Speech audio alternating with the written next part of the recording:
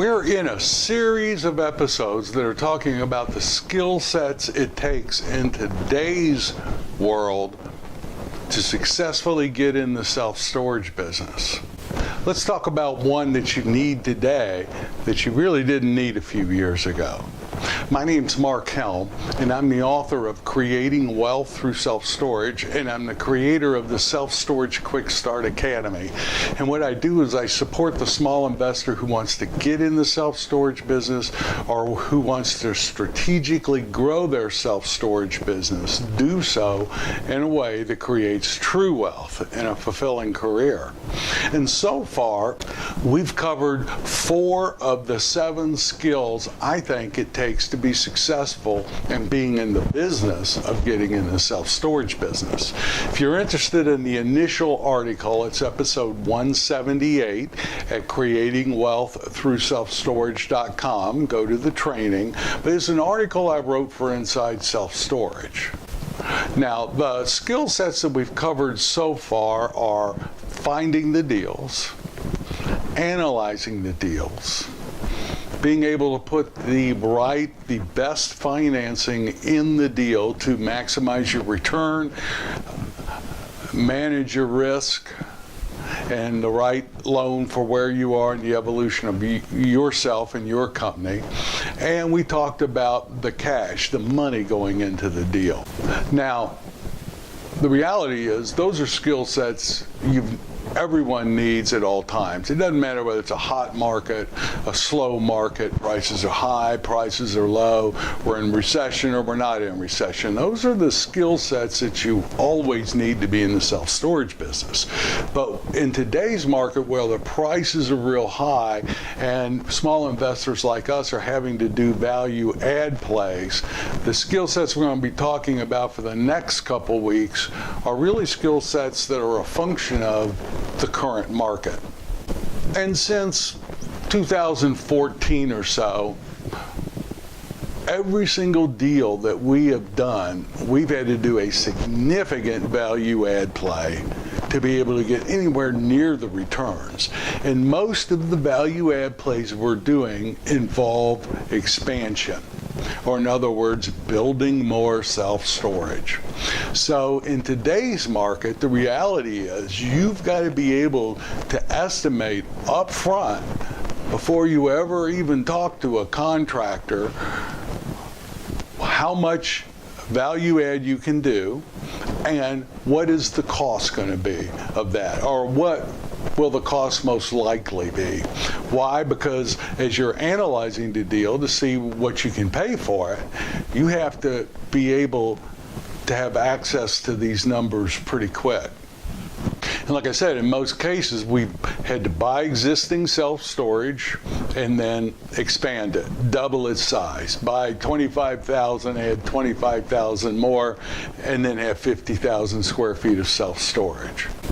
Well, why not just build from ground up then? If you've got to build, why not just build from ground up? Well, that's a valid strategy. We've done it. We're doing it. However, if you're getting in the self-storage business, it really is a challenging way to get in the business, especially if you don't have a construction background. Typically, when you're building from ground up, what you're doing is it takes a year perhaps to get the storage building up by the time you go through all the approval process, the site work, and the construction. And then it may be another 2 or 3 years before you hit the occupancy level where you're breaking even. So when we're building from ground up, we're clear. It could be 2-3 years of negative cash flow. When you're doing an expansion, if there's any negative cash flow, it's not much and it's not for very long. So what we're looking for in my training with most people who are getting in the business is find a smaller mom and pop type facility that you can expand. Either they have a lot of extra land, or there's parking that you can remove and put self-storage buildings up, or there's a site next door. We've done a couple where we literally buy the land next door and expand into that piece of property. But look for something where you can buy a smaller one. The big players aren't looking at 25, 30,000 square feet mom and pop facilities where you can buy it, expand it. You're not flooding the market with a lot of space, but you've got to be able to quickly determine what it's going to most likely cost to build that. So you've got to be able to project construction numbers, estimate construction numbers. And a few years ago, that was not a skill set required. Today it is. The good news is, if you're new to this, it's not that complicated. It's self-storage. I mean, my wife still laughs at me when I tell her I'm a builder or I'm a developer. I mean, she thinks that's the funniest thing in the world. And I get it. I'm someone who has no construction experience, and when I do attempt to utilize my construction knowledge, it always comes out less than optimal around the house often. But just like analysis, just like deal flow, just like raising money, it is a skill set that's learnable. And I know you can bring people in. There's construction managers, and we use them. There's contractors, and we use them. But it's not something I recommend if you're the business owner, you just turn over to somebody. If it's your business, this is too important a skill set just to let go of and hope someone else is doing it right. You want to know these numbers. Yes, you can use 48, 50 bucks a foot. You can look up in the self-storage almanac and see what the average price per square foot for single-story self-storage is and use that number. But my coaching is get down in there and really learn what makes up the construction budget on an expansion. Again, it's self-storage, so it's not that complicated to learn.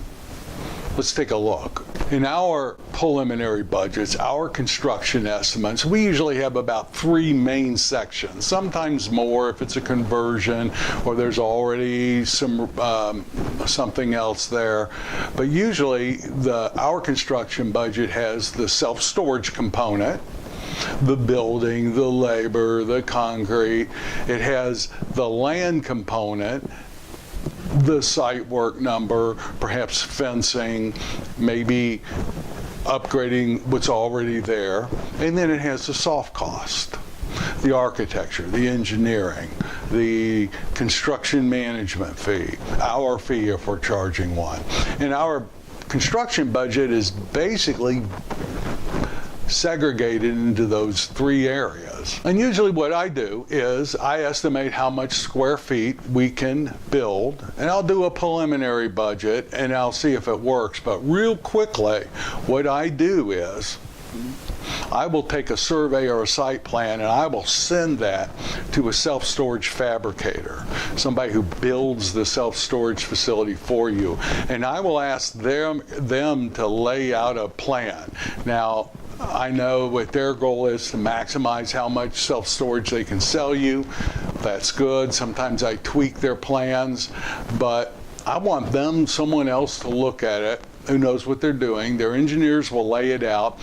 In the old days, they used to just give it to you. In today's market, I want to make sure I pay for it. I want to own it. I want to be able to take that plan that company A drew and be able to own it and submit it to other companies to get their bids on the storage facility and not feel guilty about it and not worry whether I'm doing something wrong. If I pay for it, I own it.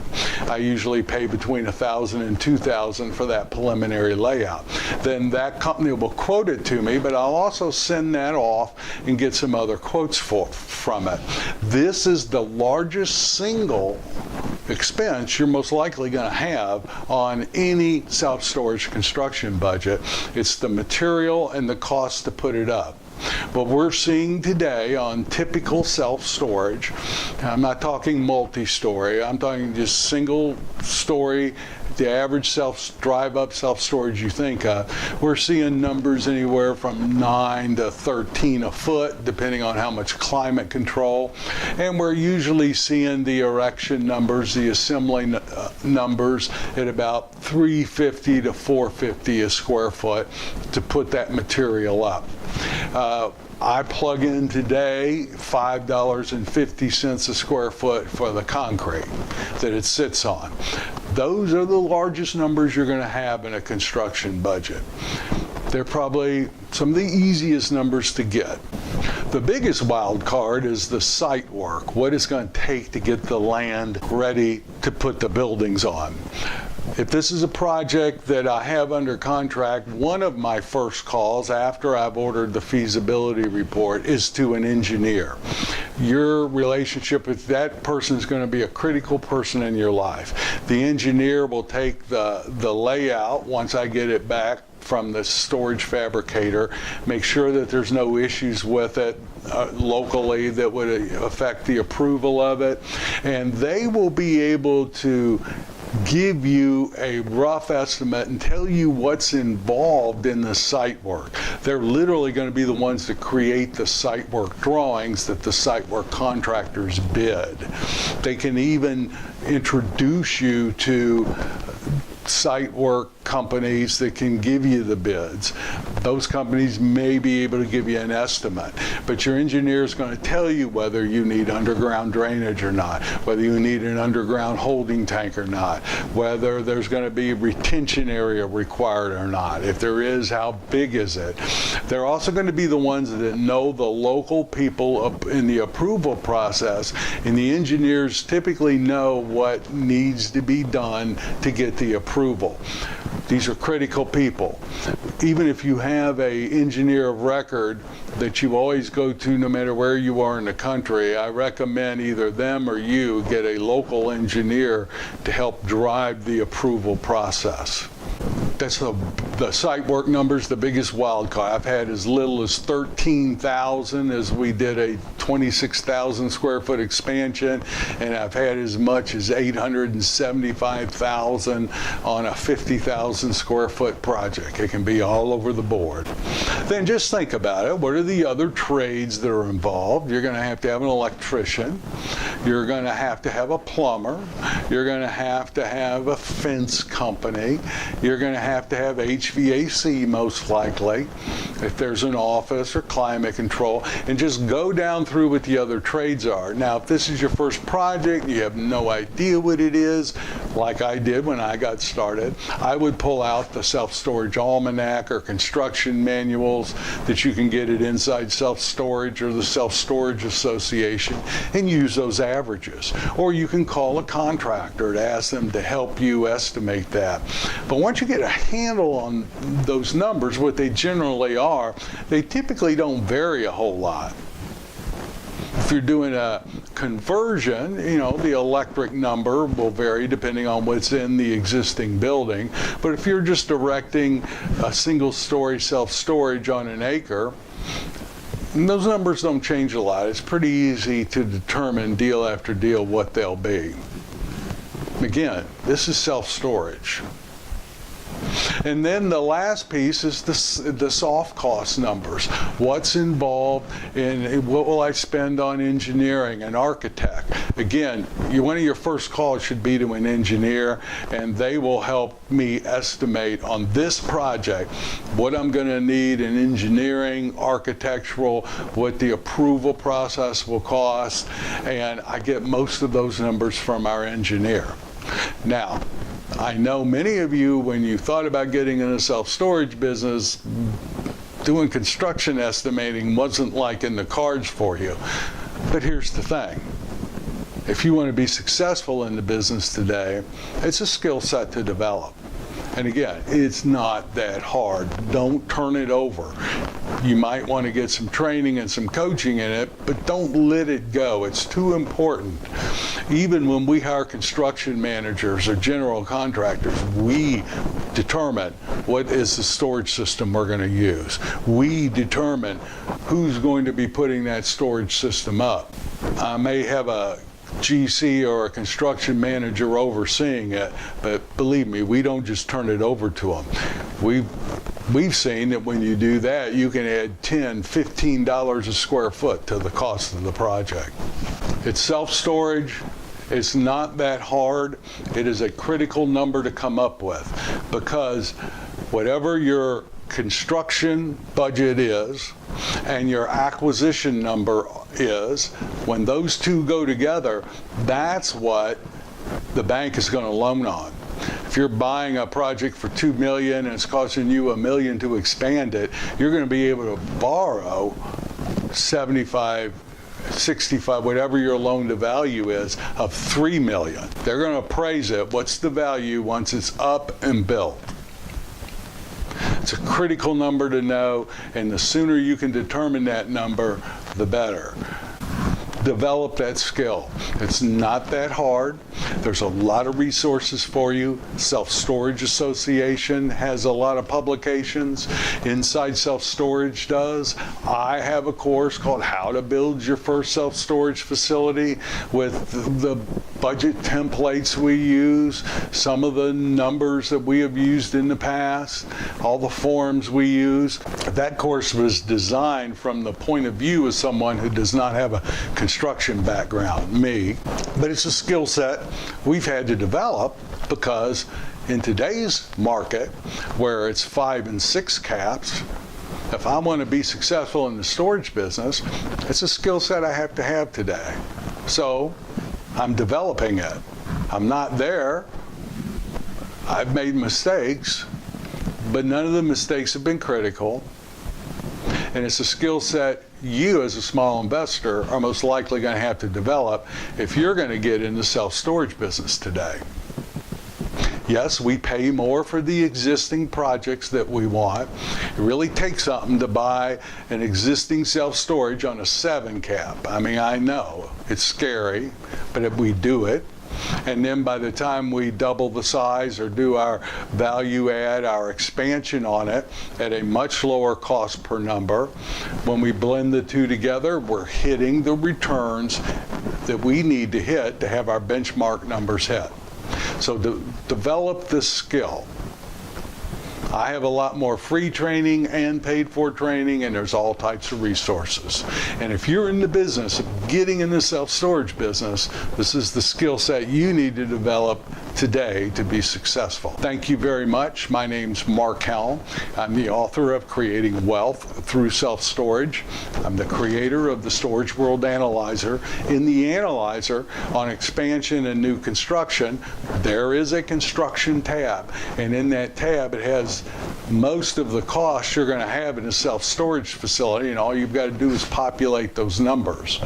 You can also do a per square foot number, like $50 a foot. I don't recommend that. I recommend going through the budget. But the Analyzer has it, and it can walk you step by step through it. So thank you very much. I look forward to being with you next week as we dive deeper in the skill sets for today's person getting in the self-storage business. See you then.